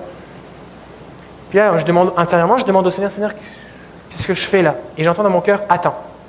Ok, j'attends. Le Seigneur m'a dit d'attendre, j'attends. Puis là, j'attends. 15 minutes. Le gars bougeait pas. Le téléphone sonne. Alors, puis c'est comme, le répondeur n'embarquait pas tout de suite. C'est comme, je prends le téléphone, je le sors de la pièce, je le laisse vivre son truc. Je sais pas ce qu'il vit, mais il vit quelque chose. Puis là, je réponds, tout ça. Puis je reviens, puis là, il a les yeux ouverts. Je dis, puis, tu avais l'air de vivre quelque chose. Il dit, ben oui. Il dit, j'ai senti une chaleur et une lumière venir devant moi. Puis j'ai vu un personnage avec un vêtement blanc s'approcher de moi. Puis je me sentais tellement bien de l'amour de Dieu, tout ça. Sauf qu'il était à côté d'un mur, il n'y avait pas du tout de lumière, il n'y avait pas du tout de source de chaleur. C'était spirituel ce qu'il vivait. Et le Seigneur était en train, quand j'ai commencé à prier, déclarer les choses que le Seigneur me montrait, le Seigneur était venu le faire et il continuait de le faire. Et qu'il y a des fois où vous allez prier, ça va être comme faire une commande. Je fais une commande, la commande est lancée, elle s'en vient. Des fois, votre prière, c'est juste ça. Mais il y a des fois, la personne, c'est comme c'est maintenant qu'elle le vit. Donc il faut prendre le temps. J'appelle ça prier comme un ambassadeur. Quelque chose se passe. Je parle, quelque chose se passe. Et donc, à partir de ce moment-là, j'ai commencé à dire, après avoir prié pour les gens, est-ce que tu as vécu quelque chose? Est-ce que tu as ressenti quelque chose? Est-ce que tu as vu quelque chose pendant qu'on priait? Puis de temps en temps, les gens disent, ben oui, j'ai vu telle chose. Puis au bout d'un moment, ça s'est accéléré, on a vu plus. Et que maintenant, je dis, avant de prier, je dis, je vais prier pour toi, il est possible que tu aies une vision, que tu ressentes quelque chose, tu me raconteras ce que tu as vécu après. Comme ça, du coup, la personne s'attend à recevoir quelque chose. Fait que si le Seigneur lui donne une vision, au lieu d'essayer de se concentrer sur ce que moi je dis, il va se concentrer sur la vision. Et récemment, j'ai prié pour un pasteur, je lui dis tout ça, quelqu'un qui a plus d'expérience que moi dans le ministère, mais en tout cas pas dans cette dimension-là forcément. Et j'ai commencé à prier pour lui, tranquillement. Puis là, je priais vraiment doucement, parce que je voulais vraiment écouter tout ce que le Seigneur voulait me dire pour lui. Puis là, je priais, je déclarais des choses. Puis à la fin, je dis au nom de Jésus, puis j'attends. Puis là, au bout de peut-être une minute ou deux, ça ouvre les yeux, puis je voyais qu'il était un peu saisi. Puis je dis, puis, comment c'était, tout ça? Est-ce que tu as vécu quelque chose? Je dis, est-ce que tu as une vision? Il dit, ouais, c'est la première fois que ça m'arrive. Il dit, pendant que tu pries, j'ai une vision, je voyais un arbre, puis il y avait des fruits, comme un pommier, puis il y avait des fruits qui étaient là, puis après ça, il y en avait encore d'autres qui arrivaient, puis encore d'autres, puis encore d'autres, puis encore d'autres. Puis il savait juste pas quoi faire. Je sais pas quoi faire avec ça, ça m'est jamais arrivé. Puis c'était juste là devant mes yeux, mais il y avait les yeux fermés. Là. Puis je lui dis, mais je crois que le Seigneur te montre maintenant que tu rentres dans une saison où tu vas porter du fruit, il va y avoir un fruit surnaturel. Puis le Seigneur veut t'encourager, que c'est ce qu'il a pour toi, c'est une promesse qu'il a pour toi, et puis il y a des étapes que tu vas franchir, puis voici ce qu'il y a devant toi. Et, mais si je ne m'attends pas à ce qu'il se passe quelque chose, moi-même en priant, Dieu peut faire quelque chose pareil, mais il faut le partager. Et juste le fait de dire que c'est possible, tu n'es pas obligé de dire à chaque fois que tu vas prier pour quelqu'un, mais des fois, si tu peux le dire. Là, je vais prendre un temps, je vais prier. Si par exemple, je prie pour un emploi, par exemple, quelqu'un vient me voir et me dit « j'ai besoin d'un emploi », je ne m'attends pas à ce que la personne vive un truc là. Le Seigneur peut lui donner une vision ou appliquer, c'est possible, mais je ne m'attends pas à ce qu'elle trouve un emploi là, maintenant, là. Maintenant, tout ce qui concerne l'identité, l'amour de Dieu, le cœur, guérison du cœur, guérison physique encore plus, je m'attends à ce qu'il se passe quelque chose là. Fait que je prépare déjà la personne qu'il est possible que tu vives quelque chose. Puis si tu ne vis rien, c'est correct. Et puis là, fait que je prie, puis des fois, tu vois la personne qui a les yeux fermés, puis qui est en train de vivre quelque chose. Est-ce que ça va? Oui. Des fois, les gens vont décrire leur vision. Voici ce que je suis en train de voir. Qui est même possible. qui est même possible de faire interagir les gens avec le monde spirituel. Fait que par exemple, je vois Jésus, il me tend la main. Ok. Est-ce que tu penses que tu peux lui prendre sa main? Est-ce que tu veux prendre sa main? Oui, je voudrais prendre sa main. Ok, prends sa main maintenant. Puis là, au moment où la personne dans l'esprit contact avec Jésus qui lui tend la main, quelque chose se passe. Maintenant, si je ne lui pose pas la question de ce qu'elle est en train de voir, je ne peux pas le savoir, je ne peux pas la guider.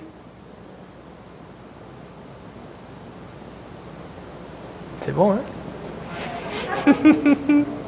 Par exemple, à un moment, je prie pour quelqu'un, et puis la personne voyait un entonnoir, avec des visions dans le monde spirituel, elle voyait un entonnoir qui coulait comme un liquide visqueux, épais, qui coulait.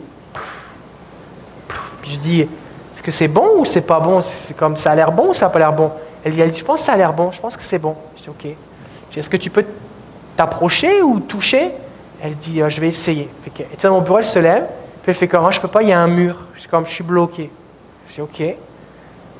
Et alors je dis, bon, on va prier. Seigneur, c'est quoi le mur? Puis le Seigneur lui rappelle un souvenir de quelque chose qu'elle avait vécu dans son enfance. Alors, du coup, on a prié, pardonné, prié pour la guérison de ce traumatisme. Puis je dis, est-ce que tu es capable maintenant d'aller en dessous de l'entonnoir? Elle dit oui. Puis je dis, ok, vas-y. Donc elle fait 2 pas. Elle dit, là, je suis en dessous. Je dis, ok, attends. Puis là, le truc, c'est parce que ça goûtait comme un goutte à goutte. Puis là, elle dit, au moment où il y a une goutte qui est tombée sur elle, elle était bouleversée par l'amour de Dieu. Elle s'est mise à pleurer. Elle dit, je me sens bien, je me sens lavé, je me sens rempli d'amour, ça fait du bien, c'est comme une chaleur à l'intérieur, ça me fait du bien, tout ça. Je dis, reste là un petit moment. Puis moi, j'étais là assis sur ma chaise, puis là, je regardais. Moi, je ne voyais rien, mais la personne était en train de vivre quelque chose. Et en fait, la vision servait à annoncer à la personne ce qu'elle allait vivre, si on la guidait. Alors, il y a une différence entre hypnotiser les gens ou faire des exercices de visualisation où on dit « imagine un entonnoir, maintenant imagine qu'il coule, maintenant imagine qu'il y a un mur, tu marches par-dessus et puis tu te mets en dessous ». Ça, c'est de la visualisation. D'accord? C'est moi qui impose quelque chose à la personne. Ça, c'est pas bon, ça. Maintenant, si c'est quelque chose que la personne reçoit du Seigneur et qu'on la guide dedans, c'est différent. Et c'est une vision pareille, c'est dans le monde spirituel pareil, sauf qu'il y en a un qui a des bases bibliques. Par exemple, les prophètes, un ange vient, il lui donne un rouleau, ou Dieu qui parle, c'est Dieu qui intervient, fait que c'est Dieu qui est au contrôle. La façon biblique, c'est le Saint-Esprit au contrôle.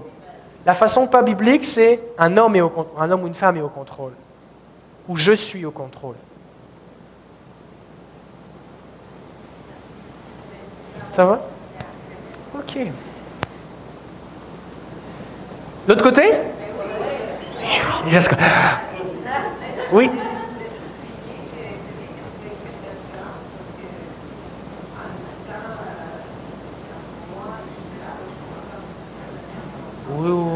Oui.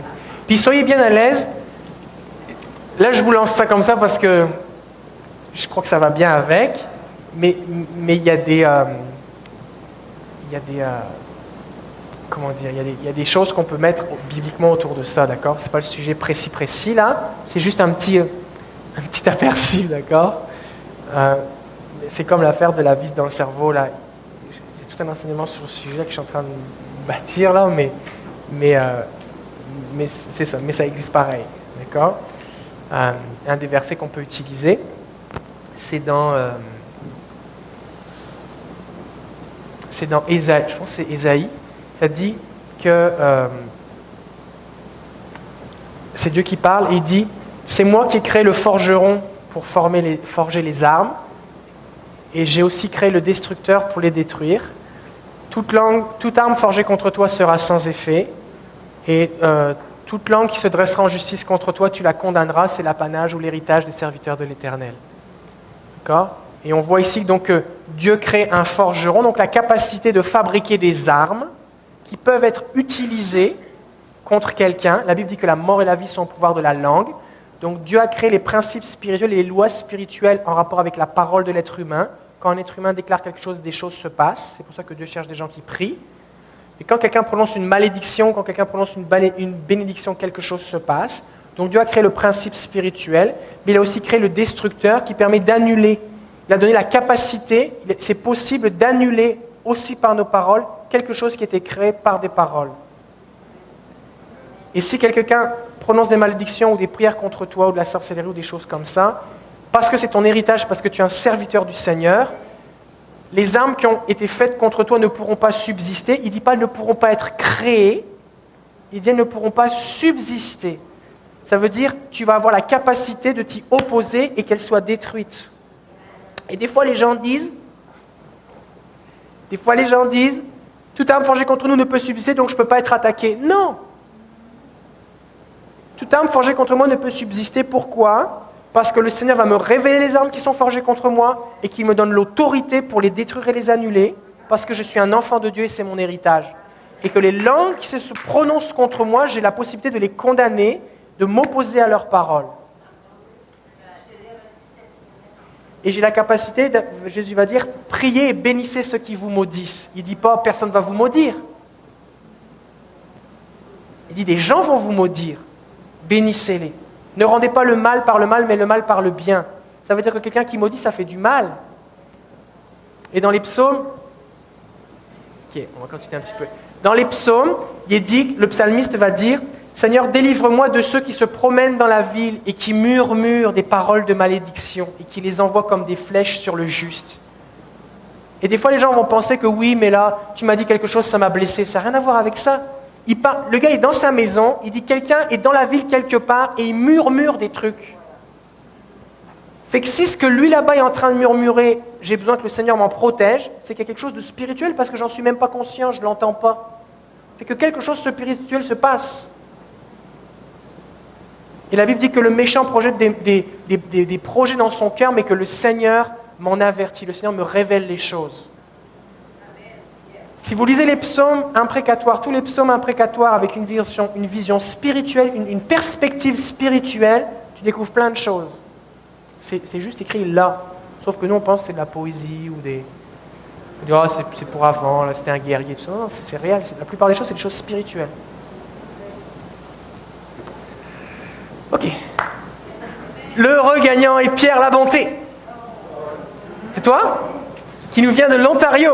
Alors on va te laisser t'approcher. Peut-être on pourrait, si on est capable de rallumer la lumière, on aura plus de lumière pour la caméra, je ne sais pas si c'est possible. Fait qu'on a un petit micro pour toi ici, le micro vert les amis. Et est-ce que des gens ont reçu quelque chose? Oui. Combien vous pensez que c'était une femme? Oui, ok.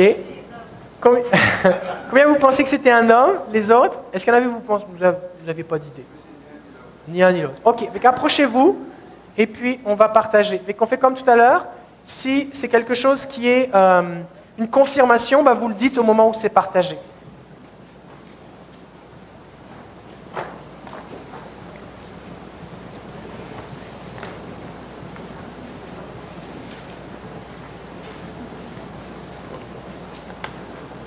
Ok. Approchez-vous, Sylvie. Il y a beaucoup de Sylvie, hein? Ma femme s'appelle Sylvie. Moi, j'ai commencé par demander... Attends, le micro n'est pas allumé. J'ai commencé par demander à Dieu si c'était un homme ou une femme, puis il m'a révélé que c'était un homme. Okay. Fait qu'on va lui parler à lui. Oui, OK. Moi, ça m'a été déversé comme si je lui parlais à côté. Là. Okay. C'est vraiment par la foi, parce que je trouve que c'est précis. OK. Intelligent et rationnel, le Seigneur veut t'utiliser pour parle doucement parce qu'il y a beaucoup de choses. Content qu'il absorbe un peu. Okay. Intelligent et rationnel, le Seigneur veut t'utiliser pour des projets de construction. Tu es solide comme un roc, mais tu caches au fond de toi une grande sensibilité. Point. On va faire une pause. Est-ce que ça fait du sens pour toi, cette partie-là? Oui. Oui? Puis je suis prêt à être utilisé aussi. OK, c'est bon. La misère physique et matérielle de tes semblables te touche profondément et tu veux œuvrer pour l'amélioration de leurs conditions. Oui. Oui. Puis je termine en disant laisse Dieu te révéler la façon dont il veut que tu interviennes. OK. C'est bon? Oui. Fait que là, c'est bon. Gloire à Jésus. Qu'est-ce qu'on pourrait faire avec ça?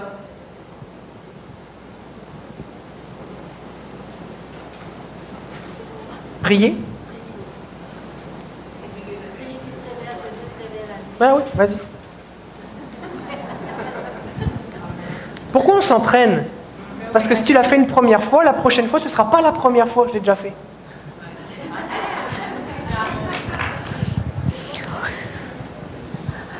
Ton prénom, c'est Pierre? Pierre.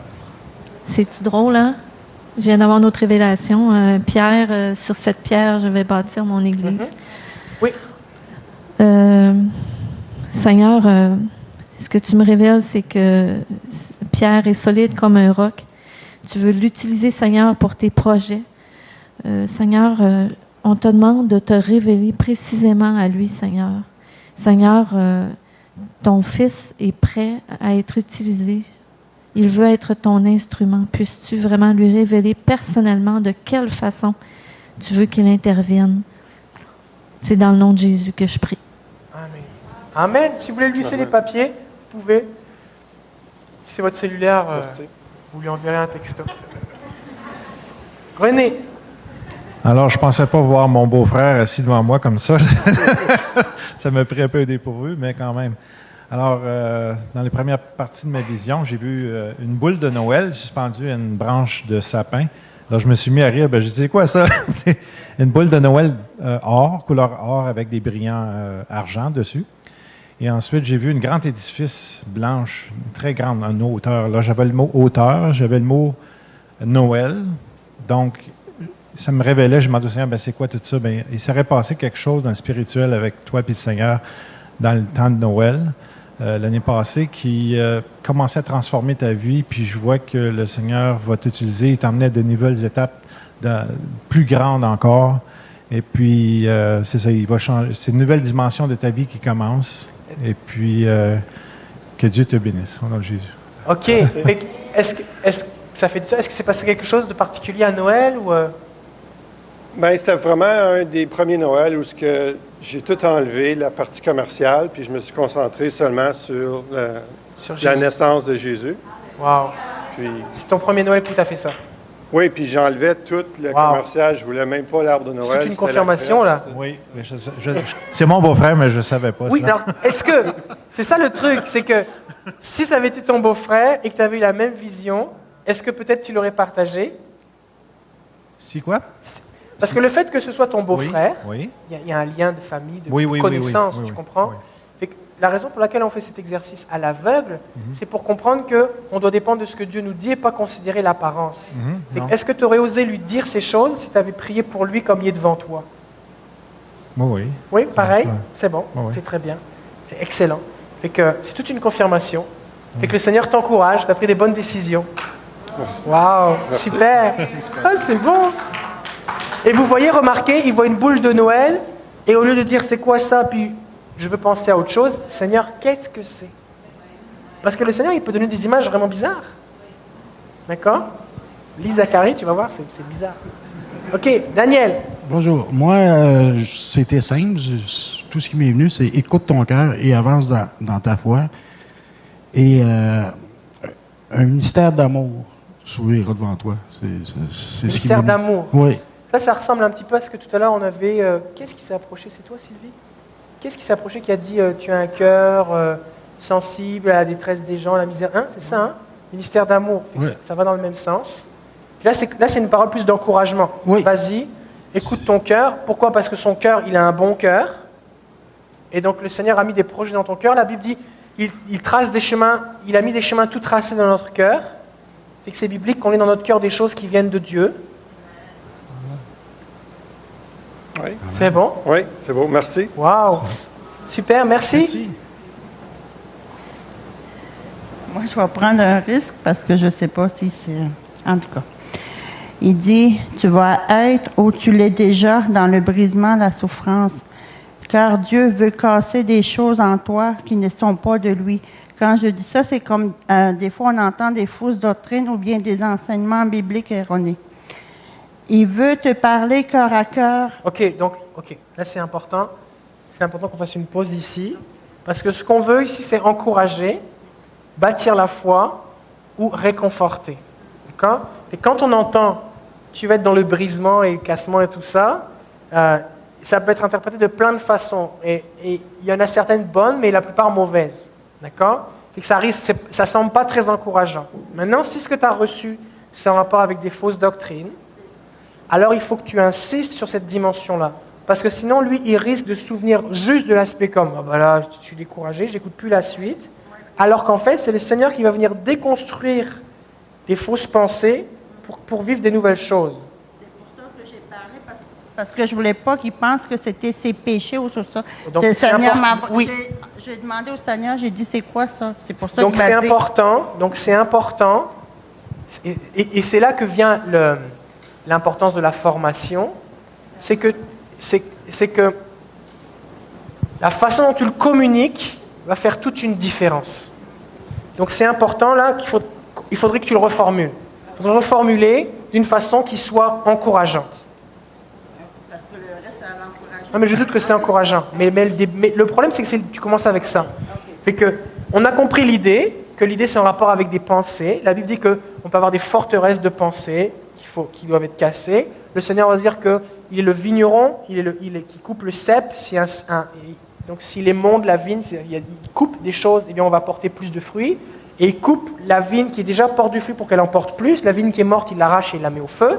D'accord? Donc l'idée, c'est la façon dont tu vas le reformuler, de dire, le Seigneur, je crois que le Seigneur veut reconstruire des choses ou enlever des fausses conceptions qui vont te permettre de vivre plus de choses. C'était quoi? Ben, c'était pour qu'il y ait des bonnes doctrines puis des bons enseignements. Est-ce que présentement, tu es en train de découvrir de nouvelles choses ou de changer tes pensées ou des choses que tu croyais peut-être et qu'il y a une transformation à ce niveau-là? Peut-être dans l'année passée, oui. Oui. Cette année, c'est plus comme vers le... OK, c'est bon. OK. Donc là, c'est vraiment important. Hein? Fait que il faut toujours se dire, OK, si moi je recevais cette parole, ou est-ce que quelqu'un pourrait mal l'interpréter?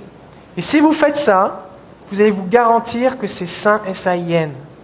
C'est-à-dire que vous n'aurez pas trop de... Même si vous faites des erreurs, vous n'aurez pas des gens blessés derrière. D'accord? Ça, c'est vraiment important. Puis je tiens à dire, si le Seigneur ne m'aurait pas dit fausse doctrine puis des enseignements, j'en aurais pas partagé. Ouais. Donc là, le Seigneur t'a donné l'explication, mais il faut vraiment le reformuler pour s'assurer que ce soit bon. OK. Mais tout ce que tu as reformulé, mais je le reformule pour lui. Je ne me rappelle pas. C'est bon. OK. Il veut te parler cœur à cœur afin de t'emmener dans sa dimension, dans ce qu'il a prévu pour toi. Des choses qu'il a prévues même avant la fondation de l'univers. Est-ce que c'est biblique, ça? C'est biblique. OK. Dieu t'aime. Il a besoin de toi pour accomplir des tâches que toi seul peux le faire selon ses standards, les standards de Dieu. Okay. D'autres personnes peuvent faire ces choses-là, mais lui, il t'a conçu pour faire les choses que lui avait prévues que toi seul peux faire. Car il sait que tu lui donnes toute la gloire, tu ne recherches pas ta gloire personnelle. Tu ne vis que pour lui, tu es né, tu es conçu par et pour lui. Puis j'avais l'impression que c'était pour un homme. OK. Est-ce qu'il y a des choses qui font écho dans ton cœur en particulier? Ou... Oui. Parce que comme je dis, l'année passée, j'étais à une étape de ma vie où j'ai comme donné ma vie, puis j'ai fait de moi ce que tu veux. Tu sais. Wow. C'est bon, ça t'encourage, c'est bon que tu l'entendes. Puis moi, mais je n'osais pas le dire, j'ai dit, c'est comme, c'est pas évident, là. Puis là, j'ai dit, Seigneur, c'est-tu ça? Mais oui, j'ai pris le risque. Oui. Et je suis content d'avoir écouté le Seigneur. Amen. Et là, on a la base de la prophétie. Merci. C'est que quand le Seigneur donne une parole, et c'est ce qu'il va dire à Moïse, il va dire, va libérer mon peuple d'Égypte. Mais comment est-ce que je vais savoir que les gens vont savoir que c'est toi qui m'envoies? Il dit, la preuve que c'est moi qui te parle, c'est que quand tu auras obéi, vous allez venir ici m'adorer. Ça va arriver. Fais ce que je te dis par la foi, puis tu vas voir quand ça va s'accomplir, tu vas comprendre que c'était bien moi. Et c'est toujours la foi. Que ce soit pour délivrer le peuple d'Israël ou donner une parole à un inconnu, il y a toujours cette dynamique de foi. Et en fait, même tu peux questionner quand tu n'as pas besoin de la foi. Si ça ne te demande pas de foi, ou comme logiquement ça fait beaucoup de sens, il y a plus de chances que ce soit tes pensées. Tu vois quelqu'un qui pleure, je crois que le Seigneur me montre que tu es triste. Pas une grande révélation là. D'accord? Tu vois quelqu'un qui sourit comme la dame dans l'avion, qui a l'air d'avoir plein d'argent, tout va bien, sa famille, ça a l'air merveilleux. Elle a des pensées suicidaires, ça ne semble pas évident. Ça me demande de la foi pour le faire. Je ne suis pas en train de dire qu'il faut forcément te forcer à dire des trucs bizarres. D'accord? Ou comme de te forcer à penser le contraire de la logique. C'est pas ça que je dis. Mais il y a une dimension de foi. Et à chaque fois, il va falloir que tu... Et là, comme ta foi est bâtie, certainement la prochaine fois, le Seigneur va t'amener dans un autre niveau de foi. Parce que ta foi grandit. Je veux juste dire, parce que la dernière fois, quand je suis venue, mais je devais venir, puis j'étais comme, j'ai pas pris le risque, puis je m'en suis voulu. Puis là, ça me demande beaucoup, là, mais j'ai dit, je vais le faire. Puis je veux encourager les personnes. Je sens que le Seigneur me dit, je veux encourager les personnes qu'il faut qu'ils prennent le risque aussi. Oui. Amen. Amen. Claudette, chez vous? Moi, j'ai reçu en premier le mot froid, chaud, puis après assemblé. Là, j'ai dit, Seigneur, qu'est-ce que tu veux que je fasse avec ça? C'est-tu lui qui est froid ou chaud? Puis là, ce qui est venu, c'est, il peut être dans une assemblée qui peut être froide ou chaude, mais ce qu'il, lui, il faut qu'il comprenne, c'est qu'il doit suivre sa voie à lui. Malgré l'assemblée, qu'elle soit froide ou chaude, c'est de suivre ta voie, c'est la voie du Seigneur. Et là,